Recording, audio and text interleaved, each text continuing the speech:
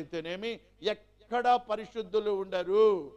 నువ్వు మార్కెట్కు పోయినా, నువ్వు ఇంట్లో ఉన్నా, నీ నైబర్ అయినా, నీ బిజినెస్లోనైనా, యు ఆర్ ఓన్లీ 1%. బబులోను సామ్రాజ్యంలో 1% దానియేలు, చుట్టూ బబులోను సామ్రాజ్యమే. We must very careful. ఇలా 7 వస్తువుల్ని 7 తీసుకొచ్చి, అప్పుడు యెహోషువ, నీవేళ మమ్మను బాధపరిచితివి, నేడు యెహోవా నిన్ను బాధపరచుననగా ఇశ్రాయేల్ అందరూ వాని రాళ్లతో చావగొట్టిరి. ఎంత చావగొట్టారంట? Corporate punishment.